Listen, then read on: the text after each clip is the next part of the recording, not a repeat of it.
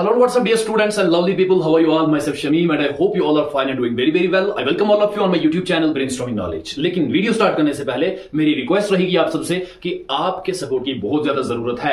आप चैनल को सब्सक्राइब कीजिए, दोस्तों के साथ शेयर कीजिए वीडियोस, ताकि वो भी यहां से पढ़ सके, उनको भी फायदा मिले और साथ में हमारा भी सपोर्ट हो, ताकि हम अच्छी वीडियोस और अच्छे कंटेंट आपके लिए लेके आते रहे। और साथ में ही पास वाले बेल आइकन को भी प्रेस कर लेना, ताकि जितनी भी वीडियोस आएंगी उन सबकी नोटिफिकेशन आपको मिलती रहे। ठीक है, तो चलिए अब हम करते हैं क्वेश्चन स्टार्ट। ये दूसरा क्वेश्चन है एक्सरसाइज 4.3 क्वाड्रेटिक इक्वेशन का। ठीक है, क्वेश्चन अंडरस्टैंड करते हैं। सबसे पहले find the value of k for each of the following quadratic equations so that they have two equal roots. क्या कहा जाता है कि k का वैल्यू फाइंड करना है। देखो दो इक्वेशंस है, एक ये और दूसरी ये, इसमें भी k है उसमें भी k। इस k का वैल्यू में फाइंड करना है, लेकिन k का वैल्यू वो वाला बताना है जिसमें इस इक्वेशन के और इस इक्वेशन के दोनों के दो इक्वल रूट्स मिले। क्या मिले? दो इक्वल रूट्स। अगर आपको पहला क्वेश्चन याद हो, पढ़ा हो, अच्छे से समझा हो, तो उसमें मैंने अच्छे से बता दिया है कि दो इक्वल रूट्स कब आते हैं। दो इक्वल रूट्स तब आते हैं जब डिस्क्रिमिनेंट 0 के बराबर हो। किसके बराबर? जब b स्क्वायर माइनस 4ac 0 के बराबर हो, तब हमारे दो इक्वल रियल रूट्स आते हैं।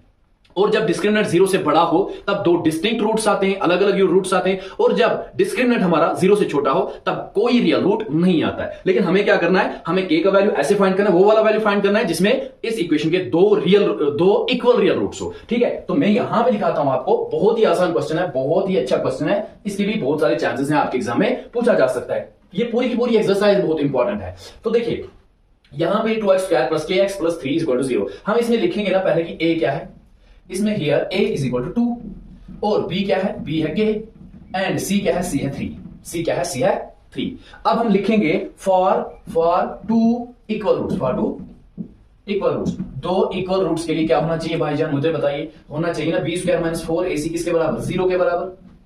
दो इक्वल रियल रूट्स के लिए b स्क्वायर माइनस 4ac 0 के बराबर होना चाहिए। ठीक है, अब b स्क्वायर क्या है, b क्या है, b तो k है, लिख लेते हैं इसका x k का स्क्वायर, और माइनस 4 ऐसे ही a क्या है, a तो 2 है, एंड c क्या है दोस्तों, c है 3। समझ में आ रहा है आपको? और ये सारा 0 के बराबर है।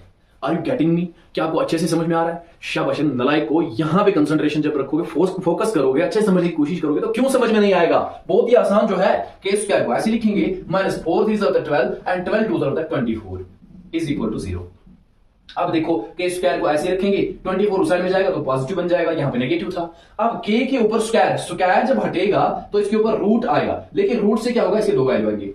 रूट से क्या होता है, दो वैल्यू, या तो पॉजिटिव हो सकता है या फिर नेगेटिव हो सकता है। ये बात आपको याद रखनी होगी। तो k इज इक्वल टू या तो ये माइनस 24 होगा, माइनस रूट 24, और या फिर प्लस रूट 24 होगा। ये दो वैल्यूज हो सकते हैं k के। ठीक है, समझ में आ रहा है आपको? ओके जी। अब देखो ये हो गया पहला पार्ट आपका कंप्लीट। अब हमें दूसरा पार्ट करना है। दूसरा पार्ट क्या, k into x multiply by x minus 2 plus 6 is equal to 0। देखो ये इक्वेशन जो है ये जनरल क्वाड्रेटिक इक्वेशन की फॉर्म में नहीं है। तो सबसे पहले हम क्या करेंगे, इसको जनरल क्वाड्रेटिक इक्वेशन की फॉर्म में लिख लेते हैं। k इंटू एक्स होता है kx स्क्वायर।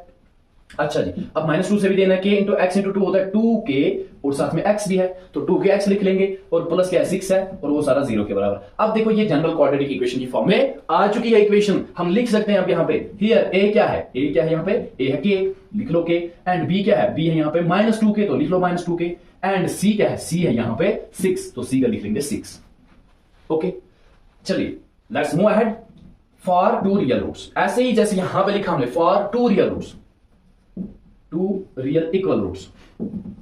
दो इक्वल रियल रूट्स के लिए कौन सी कंडीशन होनी चाहिए, b स्क्वायर माइनस 4ac होना चाहिए 0 के बराबर। ठीक है, बहुत ही आसान है। जैसे हमने यहां पे किया डिट्टो वैसे ही हमें यहां पे भी करना है, b स्क्वायर माइनस 4ac 0 के बराबर। अब बताओ b क्या है, b है माइनस 2k, अब इसी का स्क्वायर करना है, और माइनस 4 इंटू a क्या है, a है k, एंड c क्या है, c है 6। ये 0 के बराबर होना चाहिए।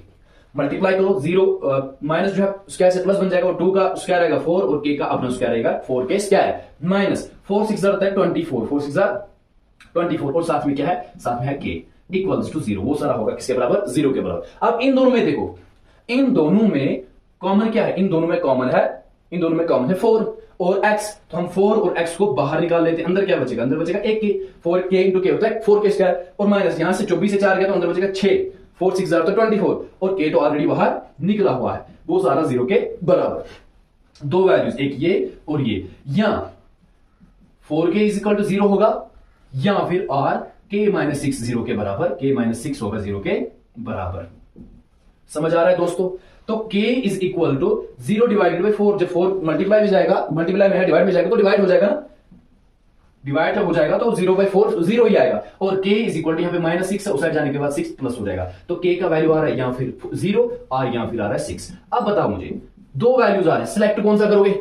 0 करोगे या 6? देखो अगर 0 वैल्यू डालेंगे यहाँ पे, अगर हमने यहाँ पे 0 वैल्यू डाला तो ये क्वाड्रेटिक इक्वेशन बनेगी ही नहीं ना, ये x² वाली टर्म रहेगी ना x वाली टर्म रहेगी। क्यों? अगर यहाँ पे k का वैल्यू 0 डाला तो 0 × x² 0 हो जाएगा, खत्म, क्वाड्रेटिक इक्वेशन ही खत्म हो जाएगी। ठीक है, और अगर यहां पे भी डालेंगे तो -0 आ जाएगा मल्टीप्लिकेशन में, तो 0 अपने साथ 0 बना देगा सबको, 0 अपने साथ 0 बना देगा सबको, तो फिर खाली बचेगा 6। क्या बचेगा? 6 इज इक्वल टू 0, जो कि इंपॉसिबल है, 6 तो 0 के बराबर हो ही नहीं सकता। इसलिए ये चीज खत्म करनी है, k का वैल्यू हो सकता है 6। अगर आप इसमें k का वैल्यू 6 दो ना तो दो रियल रूट्स निकलेंगे। क्या निकलेंगे? 2 इक्वल रियल रूट्स निकलेंगे। ऐसे लिखोगे, k is equal to 0 is not possible, is not, therefore the value of k is 6। k का वैल्यू होगा यहां पे 6। मुझे उम्मीद है कि आपको ये वीडियो अच्छी लगी होगी, आपने एंजॉय किया होगा, आपको अच्छे से समझ में आ गया होगा। ठीक है, अगर आपने अच्छे से नहीं अंडरस्टैंड किया, आप एक बार फिर से इसको देखो, अच्छे से समझने की कोशिश करो। और अगर फिर भी कहीं पे कंफ्यूजन रहता है तो आप हमें कमेंट सेक्शन में जरूर बता सकते हो, आप अपनी मैसेज वहां पे ड्रॉप कर सकते हो। आप इसका स्क्रीनशॉट जल्दी ले लें।